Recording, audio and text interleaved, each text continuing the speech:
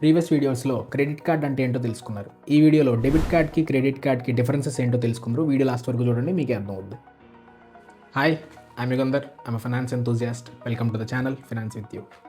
ఇది ఒక debit card, ఇది ఒక క్రెడిట్ కార్డ్. వీటి కలర్స్ లాగానే వీటి ఫంక్షనాలిటీస్ కూడా చాలా డిఫరెంట్. డెబిట్ కార్డ్ మన బ్యాంక్ అకౌంట్కి లింక్ అయి ఉంటుంది. మన బ్యాంక్లో ఎంత బ్యాలెన్స్ ఉంటే అంతా యూస్ చేసుకోవచ్చు. క్రెడిట్ కార్డ్ మనకి ఇష్యూ చేసేటప్పుడు మన సిబిల్ స్కోర్ని బట్టి మనకు ఒక లిమిట్ ఇస్తారు. ఆ లిమిట్ ఎంత ఉంటే అంతవరకు వాడుకోవచ్చు. మన అకౌంట్లో ఉన్న మనీ మనం వాడుకుంటున్నాం కాబట్టి డెబిట్ కార్డ్కి రీపేమెంట్ చేయాల్సిన అవసరం లేదు. కానీ క్రెడిట్ కార్డ్కి అలా కాదు. ఏ రెస్పెక్టివ్ మంత్లో వాడిన అమౌంట్ ఆ రెస్పెక్టివ్ డ్యూ డేట్లోపు రీపేమెంట్ చేయాలి.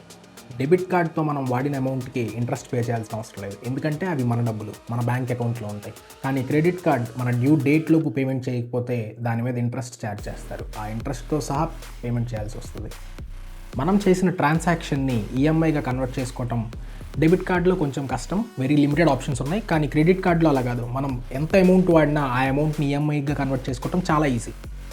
మనకి ఆన్లైన్ షాపింగ్స్లో కానీ ఇంటర్నెట్ ఫ్రాడ్ కానీ ఏదైనా జరిగి మన డెబిట్ కార్డులో నుంచి డబ్బులు కట్ అయితే అవి మనకి రిటర్న్ వచ్చే ఛాన్సెస్ చాలా తక్కువ. కానీ క్రెడిట్ కార్డులో అలా కాదు. క్రెడిట్ కార్డు మనం ఒక ఫ్రాడ్యులెంట్ ట్రాన్సాక్షన్ అని డిస్క్లోజ్ చేస్తే బ్యాంక్ దాని రెస్పాన్సిబిలిటీ తీసుకొని మన అమౌంట్ ఎంత అయితే కట్ అయిందో అది రిటర్న్ చేసే బాధ్యత బ్యాంక్ తీసుకుంటుంది.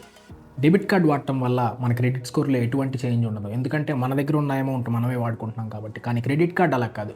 క్రెడిట్ కార్డ్ మనకి ఇచ్చిన అమౌంట్ ఎంతైతే ఉందో దాన్ని ప్రాపర్గా యూటిలైజ్ చేసుకుంటూ రీపేమెంట్స్ టైమ్లీ చేసుకుంటూ ఉంటే మన క్రెడిట్ స్కోర్ ఇంప్రూవ్ అవుద్ది. ఒకవేళ అలా చేయకపోతే దీనికి ఆపోజిట్ కూడా అవుతుంది, మన క్రెడిట్ స్కోర్ డిక్రీజ్ కూడా అవ్వచ్చు. ఈ వీడియో మీకు నచ్చితే లైక్ చేయండి, ఫాలో చేయండి, మీ ఫ్రెండ్స్కి షేర్ చేయండి. ఇలాంటి ఇంకెన్నో ఇన్ఫర్మేటివ్ వీడియోస్తో మీ ముందుకు వస్తాను. Signing off.